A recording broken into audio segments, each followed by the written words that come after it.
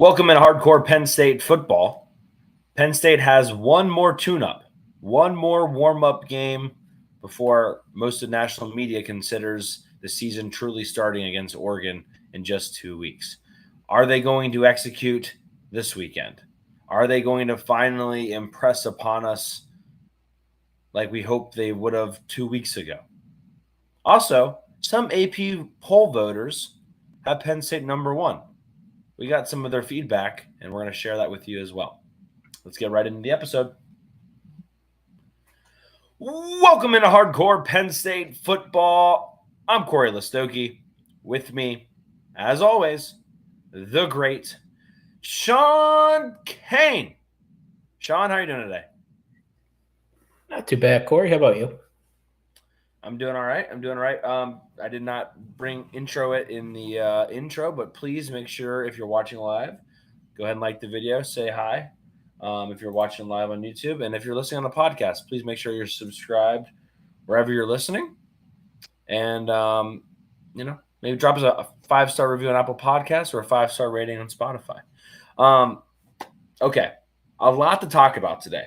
Obviously, one of our more pessimistic episodes on Monday.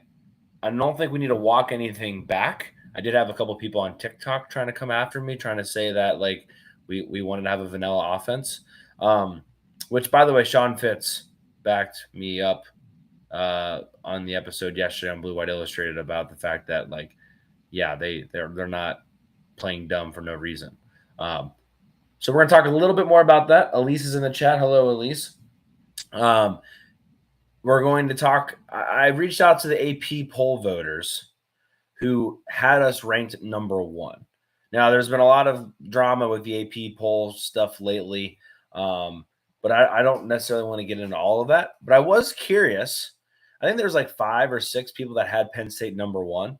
I reached out to them. I had 3 responses, and I'm going to share what they had to say on why they still have Penn State number one, because I think a lot of Penn State fans maybe wouldn't have them number one. Obviously, we'll wrap up talking about Villanova and finish with our pick'em. And also, the first thing we'll talk about is Penn State's latest commit that we did not get to on the Monday show. Sean, does that sound like a jam-packed episode? Sounds pretty jam-packed to me. Perfect, what are you drinking today? I am drinking peach tea, which I don't really like, but we had a barbecue 2 weekends ago, and it was left in my fridge, like a 8-pack of it. So I've just been slowly – I was going to get a beer, and I was like, you know what? I'll have this nasty black peach tea instead. So interesting. Yeah.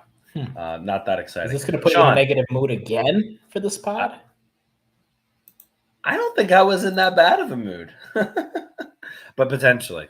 Sean, To answer the question, Penn State got a commit.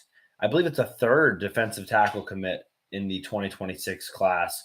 3-star defensive lineman Tavian Branch, 21st best player in the state of Pennsylvania, according to 24/7 Sports. Was originally committed to Rutgers. What can you tell us about Mr. Branch? He plays about 10 minutes from where I live, so I may go and see him at some point. Taylor, PA is like right down the street from Scranton, so he grew up really across the bridge from where I grew up about across the bridge from where he is. As a little background on that. Thing about here is it's not a very talent-rich area, to say the least, when it comes to football. Penn State has been successful in NEPA, though. Dom DeLuca is an NEPA product. So I think, so all that being said, good size for sure, already over 300 pounds, I believe, according to 24/7 Sports. Like you said, former Rutgers commit. I do think it'll probably take some time for him to get on the field here at Penn State, but he was on Penn State's radar for quite a while, and Penn State was able to flip him. And the thing I remember over the summer, we had a couple we didn't podcast all that much in the summer, as the longtime listeners know, but one of the things we did talk about was when we were in the midst of our recruiting woes was some potential flips. Tavion Branch was mentioned as somebody who can potentially flip, and he did. So I would like to get a couple more. And yeah, but overall, I will definitely take it. And you do have to wonder now how many more guys are going to take in the class of 2026. Yeah, easy as that, Sean. We are at how many commits now, Sean? The 2026 class looks like about. I think we're at 25. I think it's 25. Okay, perfect. Yeah, just another high school note. Kevin Brown was in town last weekend and was just pancaking kids from State College. Ended up being a crazy good game. Like, I think it was like overtime, 48-45 or something like that. It's still getting some used to with State College and also Altoona playing, the Harrisburgs, the Carlisles of the world. It just is not used to that for when I was in high school and whatnot. Oh, blurry. Are you trying to blur today or no? No, I just blurred for some reason. Maybe a ghost right. is in here with me. My wife's not here, so maybe this is when the ghost haunts me. Yeah, I don't know. Yeah, I don't know. You do seem a little bit blurrier today. But anyway, welcome in to Will Gamble as well. See, he's watching live. So, like I had mentioned, when the AP poll came out, I was really kind of curious why some people still had Penn State number one. I don't think either of us would have Penn State number one. Not that I think we think Penn State's bad, but I don't really see how you could have Ohio State behind us at the very least, let alone maybe LSU or maybe even Oregon. Heck, even maybe Miami or FSU, just given who they've played and who Penn State hasn't played. But that has not stopped a couple beat reporters out there in ranking us number one. So I reached out to some of them, and I got 3 responses, and I wanted to share that with you. So this first one is from Mason Young. He writes about Oklahoma, living in Tulsa, Oklahoma. And I just straight up asked him, like, why do you have Penn State ranked number one?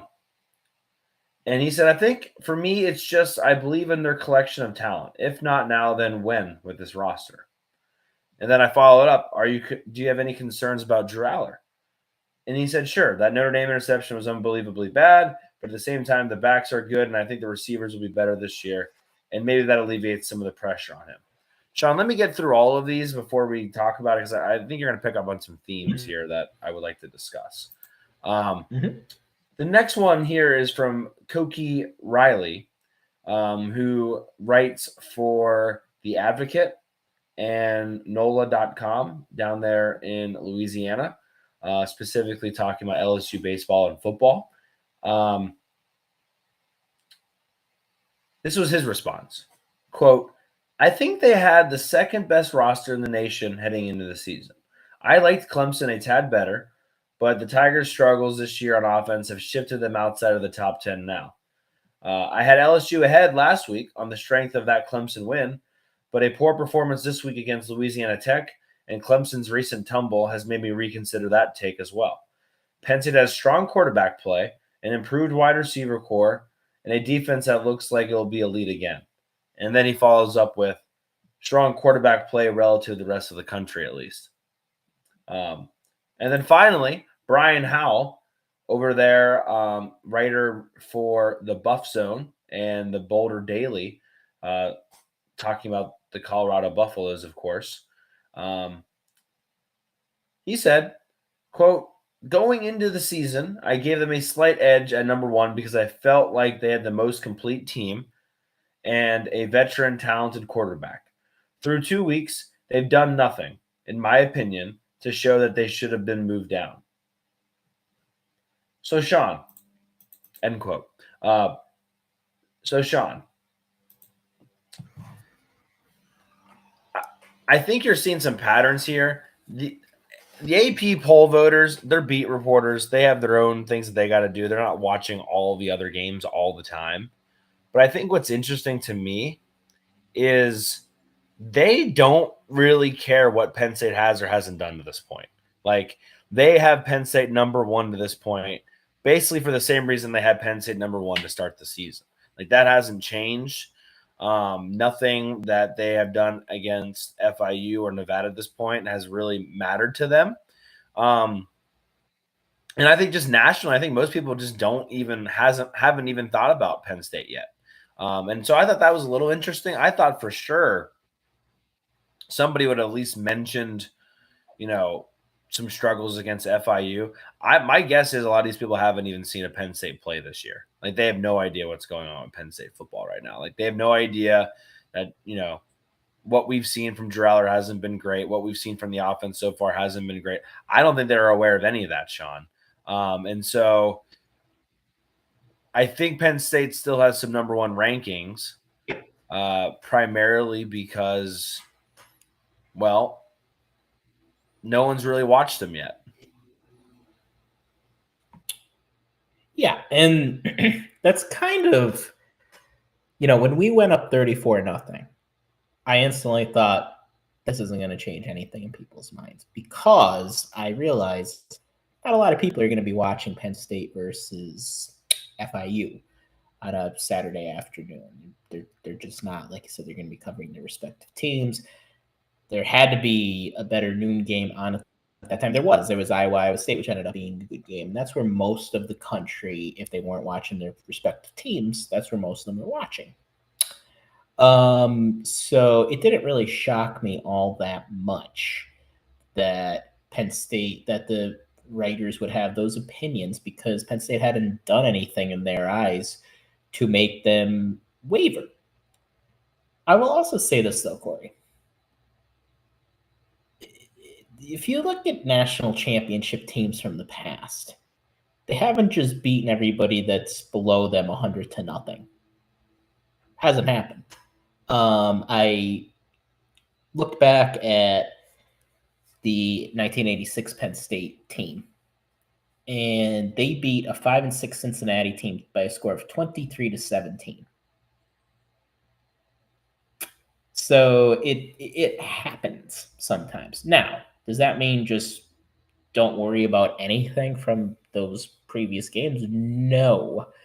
And I think the thing that bothered me the most, more than the offensive line, because like I've said before, I know we have good players on the offensive line. I do think they're going to figure things out in the run game. I do have faith in that. The thing that worried me were similar things that worried me the last 2 seasons, and that's our sometimes inability to get out of our own head.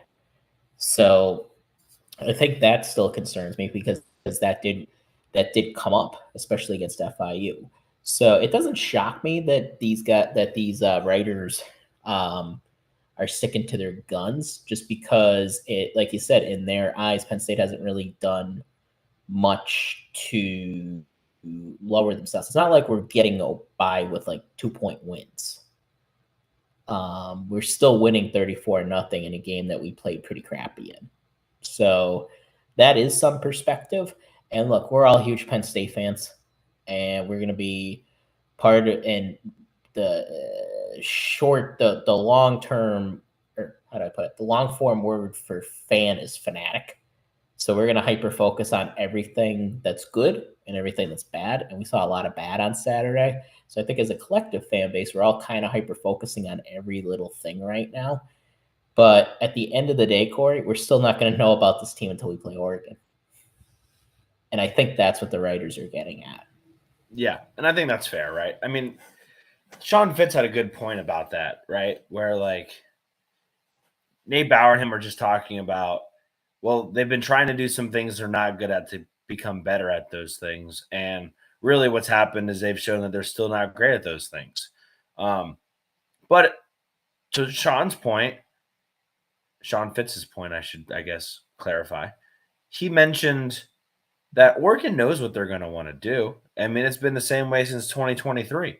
And so it's not like anyone's going to be surprised at what Penn State wants to do or what they try to do.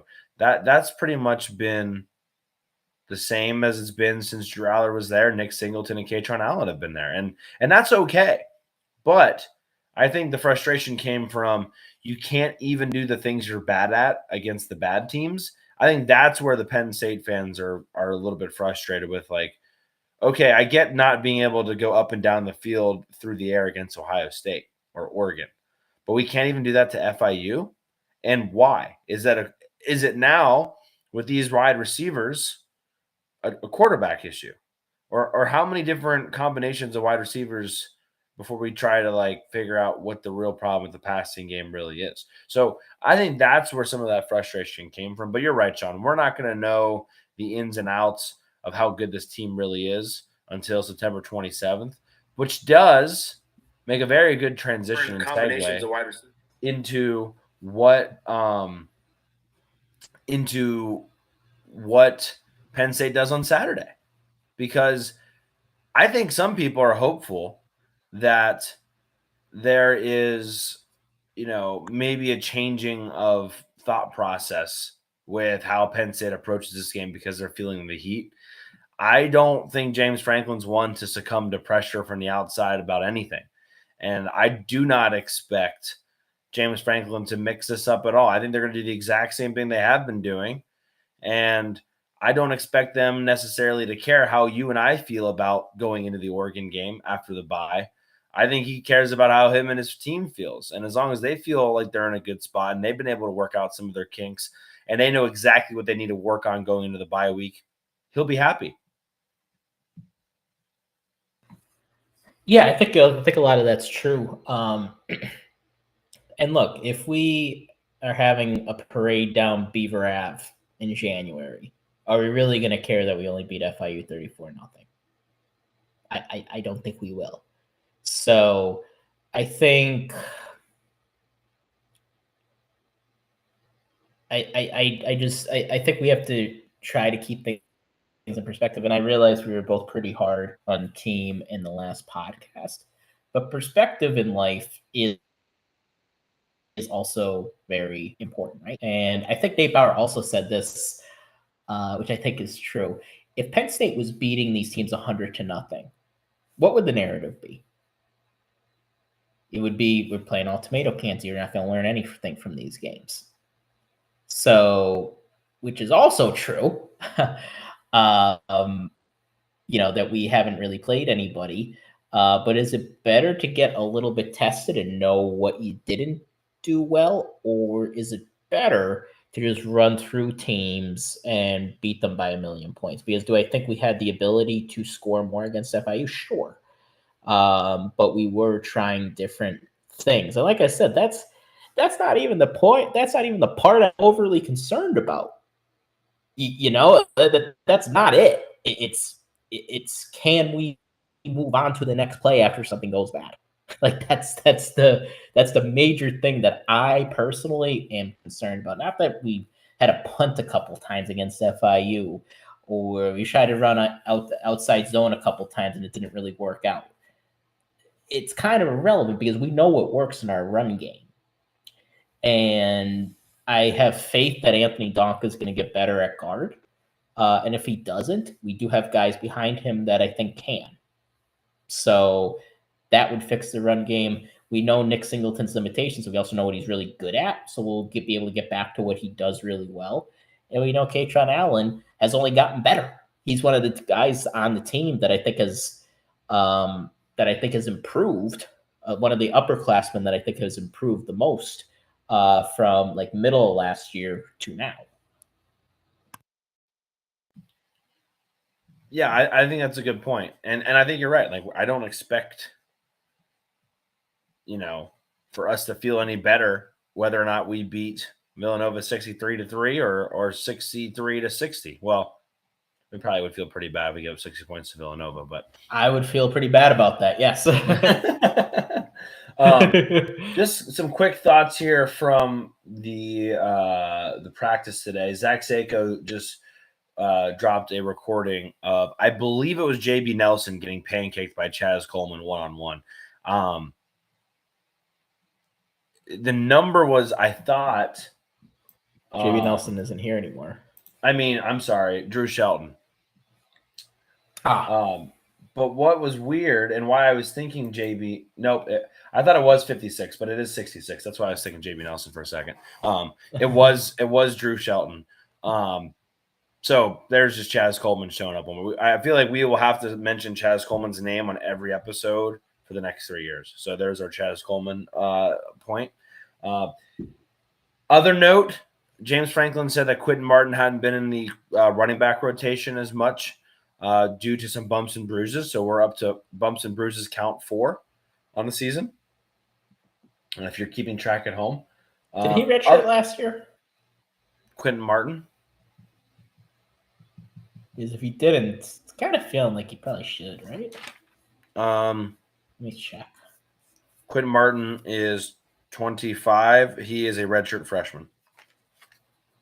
So already redshirt. Okay. So you got the roster in front of you. Remember season preview? I said I was going to have the roster in front of me. Where did you get it? This came out of the Town and Gown magazine.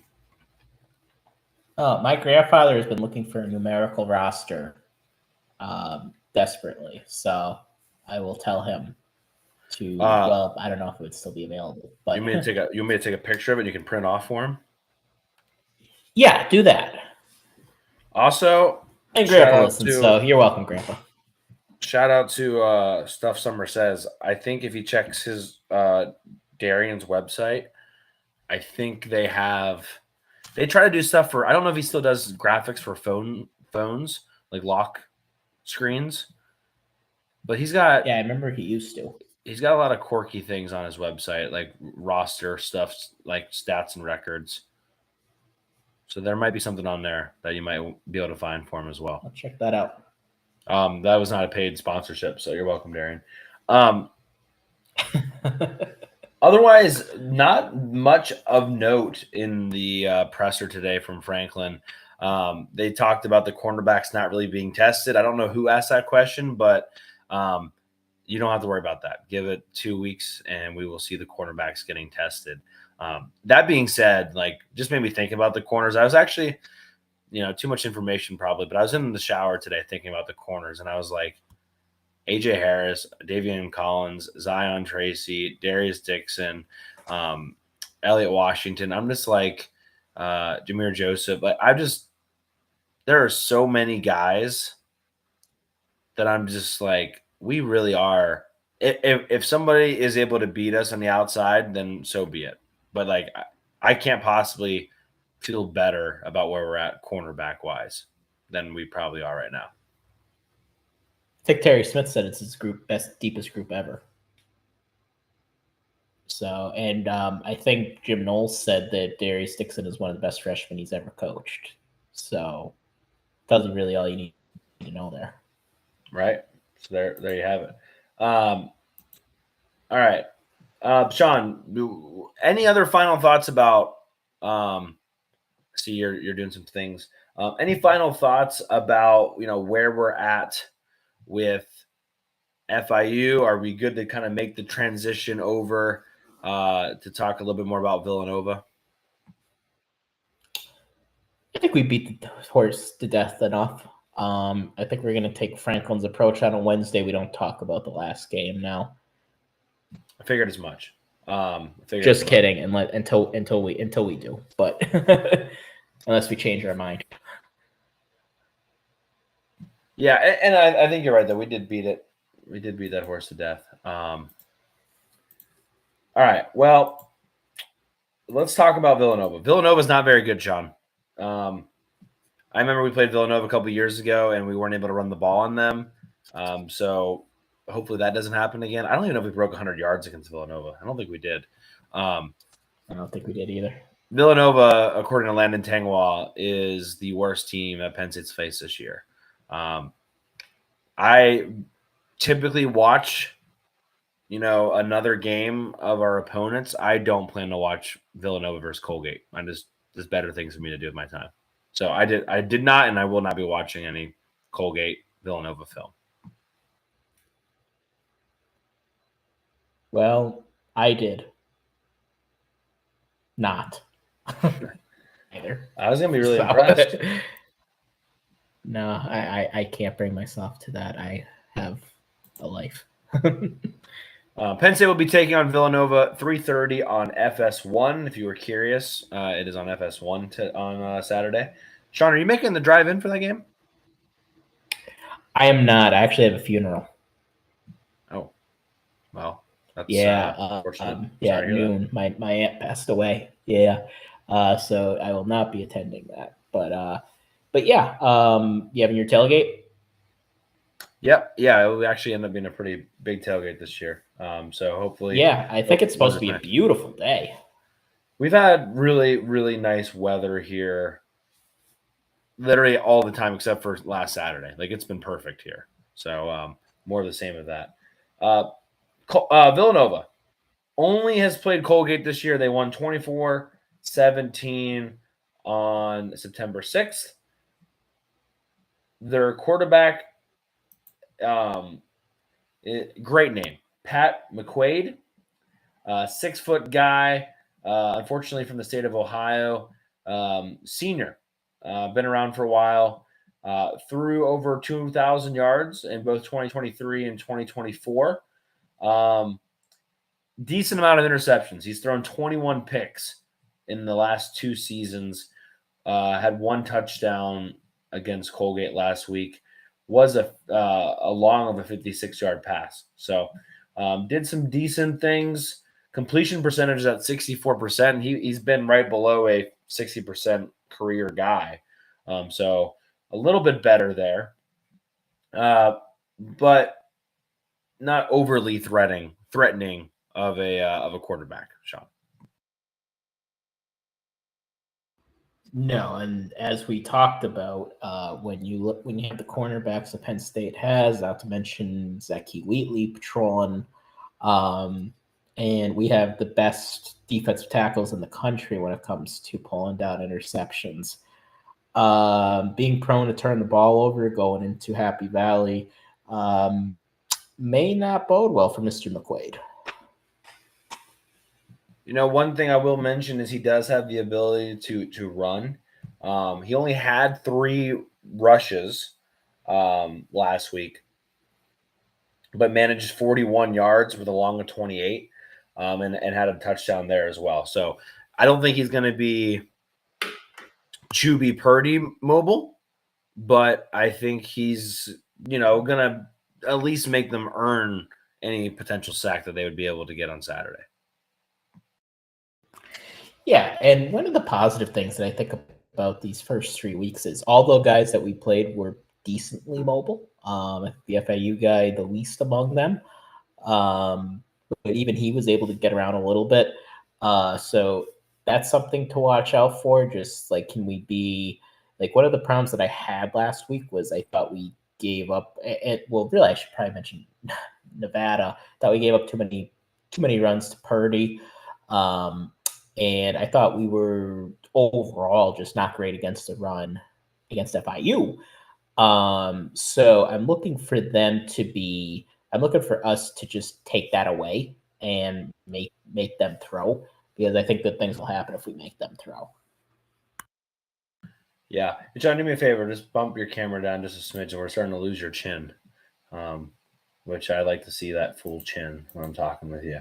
The other thing I wanted to mention was that their running back, David Avitt, 3.3 yards per carry. So if Colgate's able to hold him to 3.3 yards per carry, my expectations is that Penn State's defense is going to be able to do something similar. He had 15 carries along with 18 yards. So their backup, Isaiah Ragland, 13 carries, 26 yards for 2 yards per carry. Did have a touchdown there. So not a ton on the ground. And really, if it wasn't for McQuaid, they would have really struggled on the ground and probably not have won the game. So wanted to reference that there. Wide receiver Luke Colea. Colea? We're going to go with that. Another senior guy, actually from Wexford, Pennsylvania. Number 1. He's the guy to watch. 5 catches, $124 last week. He's going to be the guy that, if we were just talking about the corners, if somebody could potentially cause problems, he's the guy Penn State's probably going to be paying attention to. Yeah, no doubt. Going over 100 yards is still going over 100 yards. Now Colgate, I'm going to assume they don't have a cornerback as good as AJ Harris. But Probably a safe nonetheless, assumption. yes, probably safe assumption.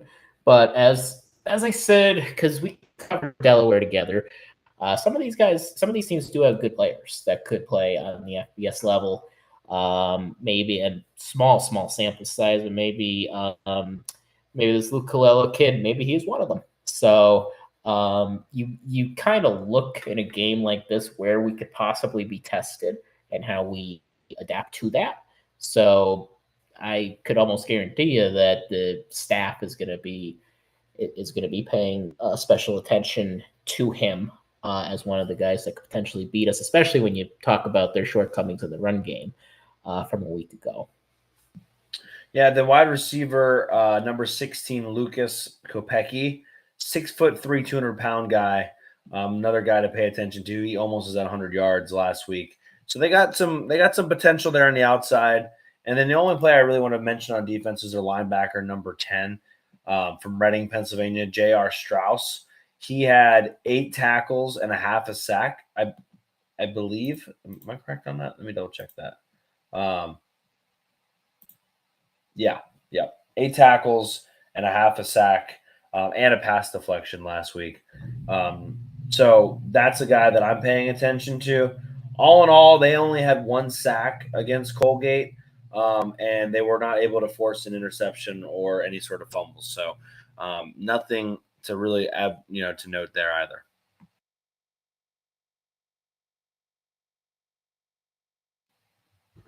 Yeah, I mean, on defense, they did give up 137 yards to a receiver last week. So you got to think if we're gonna get the passing game going here, it might be a good opportunity for that. You're trying to give us some false hope, Sean? I'm trying to give you a reasonable, positive expectation. Okay. Sorry, I couldn't find my unmute button there. All right. I don't have any more to talk about with Villanova. I think we care more about what's that? Pope Leo, graduate. Oh yes, thank you for that. I had no idea what you said at first, like at all. Like I thought you could have been just saying any sort of word there. I had no idea what you were saying.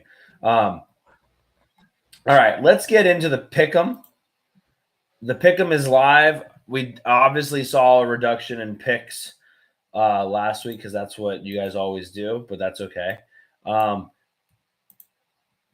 think we end up with like 40-ish, so still a bunch. But a lot of people missed out and are going to be behind now. I'm not doing very well, so I need to make up some ground this week.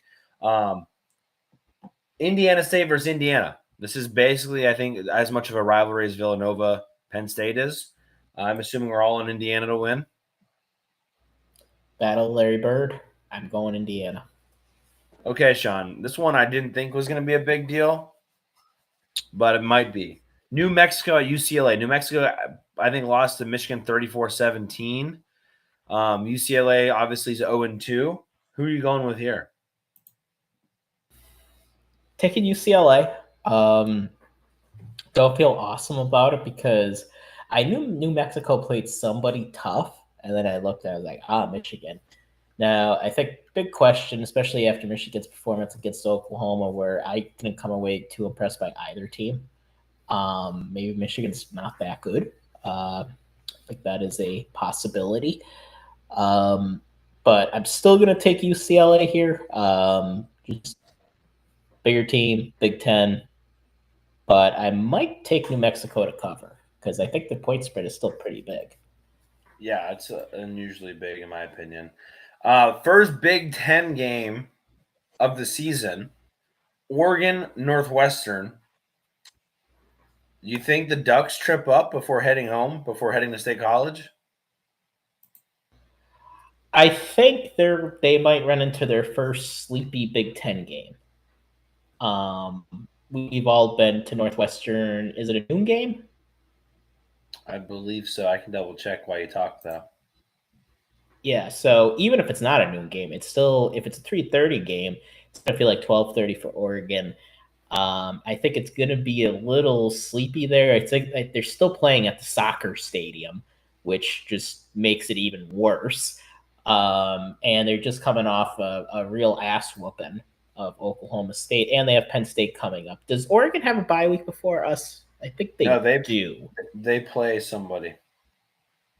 Oh, okay. All right. Scratch that then. But nonetheless, they still play beat Indiana. Oklahoma State. Wait, I'm sorry. They play Oregon State. They play Indiana after us, but they play Oregon State. Okay. Okay. Well, Oregon State, that's still a rivalry game. So this Northwestern trip is kind of sandwiched in between the Oklahoma State game, Oregon State game, and Penn State. So easy to overlook the Wildcats a little bit. Do I think they'll be in danger to lose? No. I also just don't think Northwestern's very good. But I could definitely see something happening where at halftime it's like 14-7. And people I was trying to look at now, but look at the Ducks. But still taking Oregon to win, of course. The only potential sleepy game from even then it wasn't sleepy. It was a Friday night. They played at Purdue, but again that was Friday night, so that wasn't really sleepy. Then at Michigan, at Wisconsin, at UCLA were their other road games last year. So you're right. This is like their first true sleepy game for them. So I'm going to take Oregon to win, but the spread's 28.5 right now. That's looking a little tempting, especially that half. Like I could see them losing by 4 touchdowns. Oh, me too. Yeah, I could definitely see like a 38-10 type game where it's a killer point. All right. Wisconsin at Bama. Bama looked a lot better against UL Monroe. I'm going to take Alabama to beat Wisconsin. Wisconsin, I thought Luke Fickell had only been there for this is his second year, but it's actually his third year. That's not great. Not looking good there. It feels like if Luke Fickell's going to turn this around in the story, like in 10 years of writing the story, Luke Fickell at Wisconsin in the game, this seems like a game that you point to that they turned it around and went to Alabama and upset them. But I don't think that's going to happen. I still think Bama is a little too much for them. I don't think they're nearly as bad as they played against Florida State. And Kalen DeBoer is kind of in, wounded animal mode, where he knows we got to win.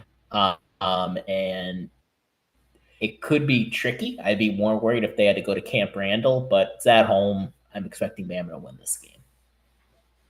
Yep, I'm taking Bama too. We're all on Michigan to beat Central Michigan. Nebraska will beat Houston Christian. Maryland over Towson. We'll get to our Penn State pick in a second. USC, rivalry game at Purdue. I'm going to take USC to win, but I think it's going to be close. They fighting for a shillelagh? Is that what it is? Wait, is that really a rivalry game? Yes. USC Purdue is a rivalry game? Isn't it? Maybe not. Or am I thinking Michigan State? Are you thinking of USC Notre Dame? Maybe I'm thinking Michigan State Purdue, or maybe I'm wrong. Maybe I'm wrong. I thought it was some rivalry there. Maybe not. Maybe I'm thinking Notre Dame. Yeah, like USC Notre Dame. I think they play for the shillelagh. Yeah, that's what I'm thinking. Yeah, they do. Yeah.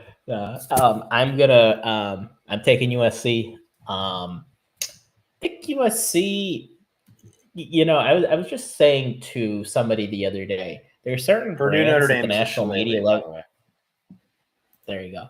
Certain brands that the national media loves to just shove up our asses. USC is one of them.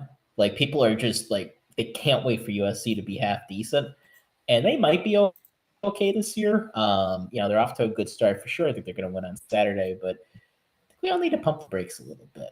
Do you feel the same way, Mr. Listoki? I think they're going to be actually warranted their media attention this year. You think so? Yeah. Okay. I think they're going to be pretty good. I think they could get 9 wins.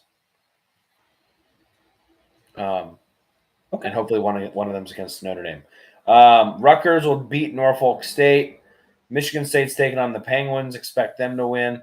How about Ohio State doing an old helmet stripe against Ohio. Ohio's not a bad team this year. I don't know. I think that spread's still like 40. I have to double check that.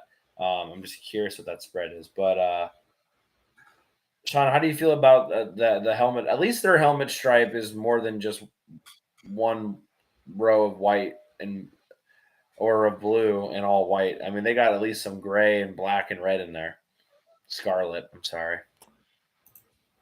Yeah, I mean, I saw it, and obviously it's a bit of a copy. I don't really even love our helmet stripe that much. To be honest, I'm just like, can't we just make it another whiteout? But yeah, I mean, it'll be fine, I guess. Do you think Ohio covers here? I think that's the better question. I'm trying to find the spread as you were talking. I have not. Oh, there it is. 30.5. 30.5. I don't feel nearly as good about that. No, I think Ohio State covers that. Now the over-under is 50. Yeah. The over-under is 51.5. That's a little bit more tempting to go the over there. Yeah, but I think this is kind of a similar. Now, obviously, Ohio State already beat Texas, so they've been tested. But interesting to see like how they would play against a team like Ohio, who just showed, even though I don't think anybody expects much from West Virginia this year, they did beat West Virginia. And to be a MAC team and beat a team like West Virginia, that means you're pretty good. And Ohio has a respectable program. I believe they were the ones that beat Pitt last year in the bowl game. So they're not going to be intimidated by anybody necessarily going into the horseshoe. A lot of kids from Ohio didn't get offered by Ohio State. That means a little chip on the old shoulder. Oh, Toledo. I apologize. Wrong Ohio school. Holy Toledo. But Ohio. Toledo. Ohio's still a respectable MAC school. As we all remember, they own Bill O'Brien. So, yeah, sorry about that. Jared Todd was returning kicks. Still one of the most puzzling things I've ever seen. But yeah, I'll take Ohio State with the points. Illinois to beat Western Michigan. Iowa to beat UMass. Last one, Sean. Minnesota going on the West Coast, which to me is very interesting. To play Cal, even like we're just talking about how Big Ten teams having to go to the West Coast and like making that trip. They make another trip out there that's not even part of the Big Ten schedule to play Cal. Who do you have winning this game? I do not think they rowed the boat, and I am going to take the Cal Bears.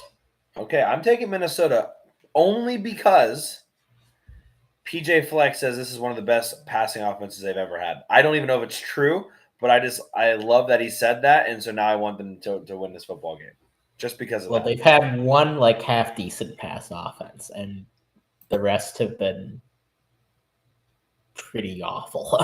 So it's kind of a low bar. The year with Rashad Bateman, they were pretty good, but outside of that, not much. But I'm taking Cal. I think they're pretty even teams. They do have to go out to Berkeley though, and that's why I give Cal the slight edge. If it was at Minnesota, I'd probably take Minnesota though. Gotcha. So that's probably my double down too. I'm just gonna put all my money on PJ Fleck, so that's a little bit scary. I doubled down on Cal, so because 2.5 spread, I assume they'll win by more than 2.5, but we'll see. Instagram Tyler on YouTube says, does he turn into YouTube Tyler if he's on YouTube and not Instagram? I don't know. Either way, Instagram Tyler says Gophers. So there we go. Sean, I believe I picked first last time. I think so. Yeah, I'm pretty sure I did. So go ahead. Give me your score prediction and your bold prediction. Okay, so obviously I'm going to take Penn State to win this game. Not a shock. Played an FCS opponent. I don't really think Villanova is very good. I'd probably agree with Landon. Probably the worst team on our schedule this season. I have trouble picking us because I think the last two predictions I had us in the 50s. And I got burned out both. So a little gun shy to get too aggressive. I do think we'll look better. And I think that's kind of the thing everybody wants to look at, right? Like I feel like a game like this, if we played really, really well the first 2 weeks, there probably wouldn't be as much interest. And I know there's only going to be so much interest now, but I feel like it's more magnified. Like people want us to look good before going to the bye week before Oregon. And I think we will look better. That's a positive thing. And I am going to take us to win, but we will not get to 50 because probably when I see it, I will take Penn State to win 49-3. And your bold prediction? Bold prediction, I say Chaz Coleman grabs an interception.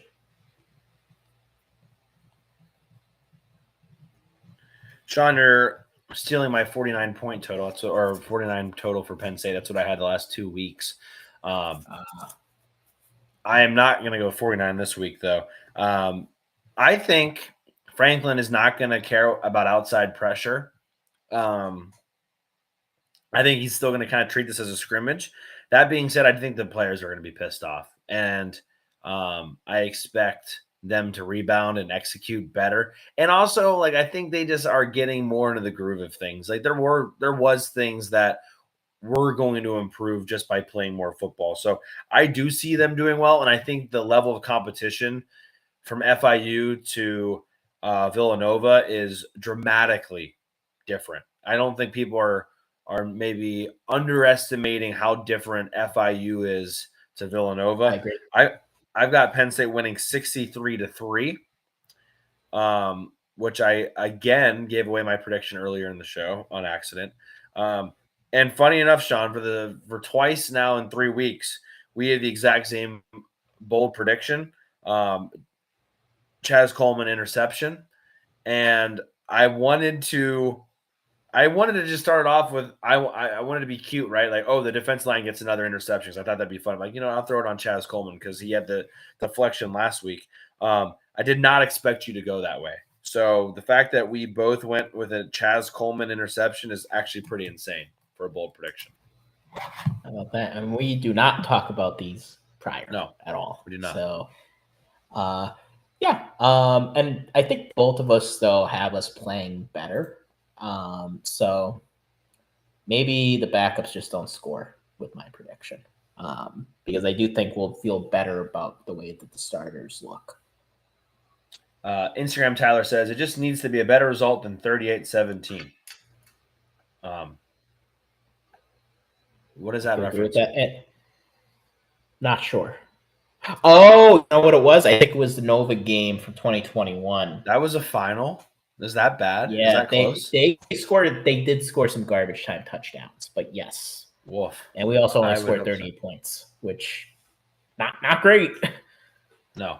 Hey, thanks. Oh, go ahead, John. Oh, I just wanted to mention too. I liked what you said about the talent difference. Like FIU has guys that could probably play for Florida, Miami, and Florida State. But for whatever reason, they just weren't offered by them.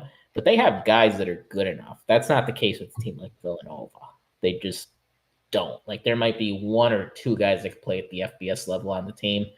So yes, it is very fair to expect a lot more from the team this week. Thank you guys for being here. Please, if you haven't already, like the video and subscribe on YouTube. We're doing really well over there. And if you're watching or listening on podcasts, just double check that you're subscribed because a lot of times people think they're subscribed and they're not. Just go ahead and subscribe. And if you drop us a 5-star review on Apple Podcasts, we'll read it on the show. We did one last episode. Or if you're on Spotify, you can hit the little 5-star rating. That helps us as well. But we appreciate you guys being here. We will be back next week to recap Villanova. And I'm sure begin conversations about how we feel going into the bye week before Oregon. So, Sean, any final thoughts before we get out of here? Nah, let's go boots to asses this week, guys. All right. That's Sean Kane. I'm Corey Listoki. You've been listening and watching Hardcore Penn State Football. Until next week, see you later. Have a good night.